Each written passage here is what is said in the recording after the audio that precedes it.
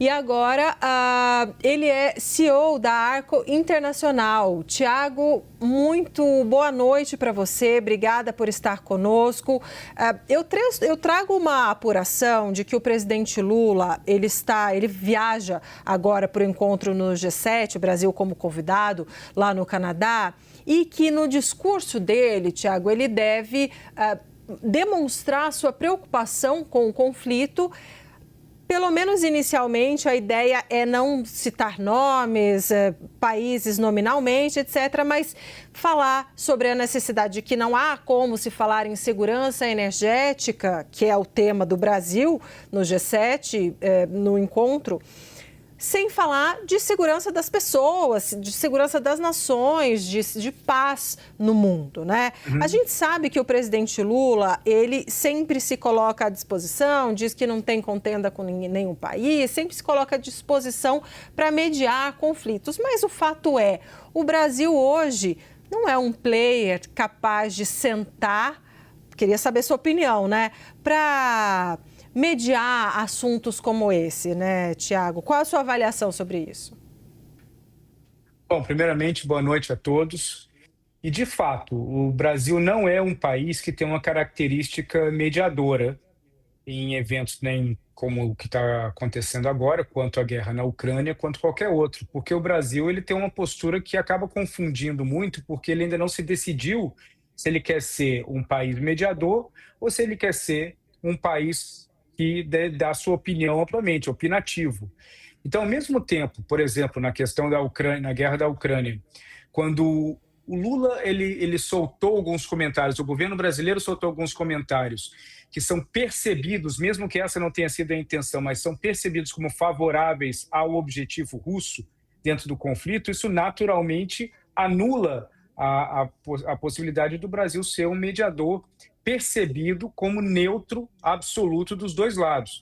E no mesmo caso agora, quando o governo brasileiro também já tomou uma posição em relação a Israel, em relação aos ataques, que não é errado, isso faz parte, é um posicionamento soberano do governo brasileiro, concordamos ou não, o governo tem todo o direito de fazer isso, mas ao mesmo tempo isso anula uma possibilidade de mediação, porque a mediação ela implica, primeiramente, você não querer chamar atenção nenhuma para você nesse tipo de processo. E segundo, que os dois personagens que estão em conflito, eles percebam o mediador como um player, um personagem absolutamente neutro e correto nesse processo.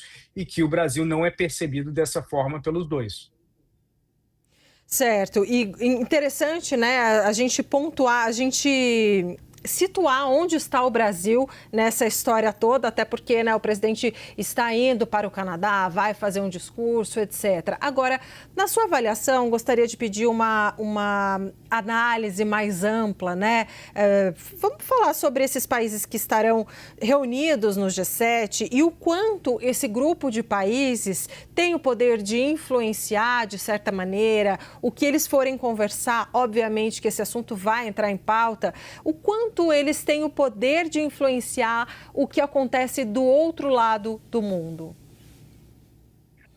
Olha, naturalmente esses países eles têm uma capacidade de influência ampla, uns mais do que outros eles dependem muito do momento.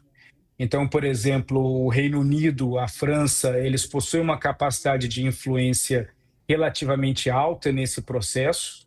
A Alemanha, um pouco menos, o Canadá, um pouco menos.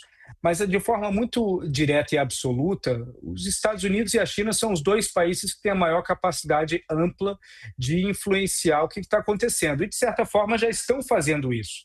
Os Estados Unidos, talvez de uma forma um pouco mais ativa do que a China, mas a China ela tem hoje uma capacidade maior de tentar chegar a uma resolução do que está acontecendo entre Israel e Irã do que o próprio Estados Unidos. Primeiro porque os Estados Unidos ele é percebido como um aliado incondicional de Israel e que também já tem seus próprios problemas com o Irã. Então isso coloca os Estados Unidos num papel distante de um papel de mediação, mas ele pode ter uma capacidade dosadora em relação ao que Israel quer fazer.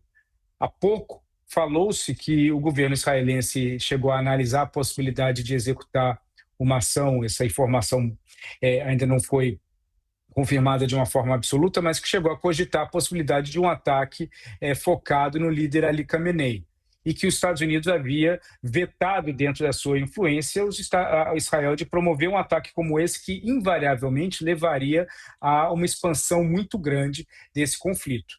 Por outro lado, a China, que vem atuando menos, ela é percebida mais neutra, apesar de ter ajudado muito o Irã, principalmente financeiramente e comercialmente nos últimos anos, mas ela também desenvolveu uma relação comercial muito forte com Israel, onde ela tem interesses diretos na região por conta da Rota da Seda, que faz com que a China ela pode ter um peso maior de influência.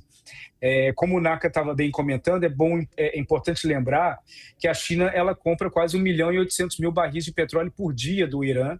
Isso é o grande mecanismo que movimenta toda a economia iraniana. Mas, ao mesmo tempo, esse dinheiro que movimenta e estabiliza, pelo menos de uma forma minimamente razoável, a economia iraniana, ela também oferece ao Irã a capacidade de financiar grupos como o Hezbollah, o Hamas e os Houthis. Então, indiretamente, a China ela tem um poder muito grande de influenciar o Irã, porque o Irã depende do dinheiro que a China paga.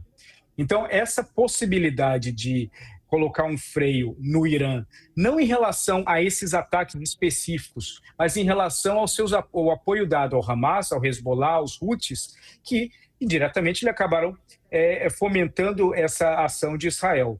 É muito difícil, nesse exato momento, qualquer um fazer uma análise de quem está certo e quem está errado, porque isso é uma história muito ampla e os dois lados eles acreditam piamente de que eles estão fazendo algo correto. Israel tem o direito de se defender se eles entendem que estão vivendo uma ameaça existencial. O Irã argumenta que ele tem direito de ter um programa nuclear dependendo do uso desse programa. E foram as autoridades e os agentes de inteligência de Israel que levantaram a informação de que o programa nuclear iraniano tinha ultrapassado e muito a capacidade de produzir simplesmente urânio enriquecido para bens pacíficos. Tudo isso é uma bagunça muito grande, mas hoje, dentro dos países do G7, o país que tem a maior capacidade de influenciar é a China.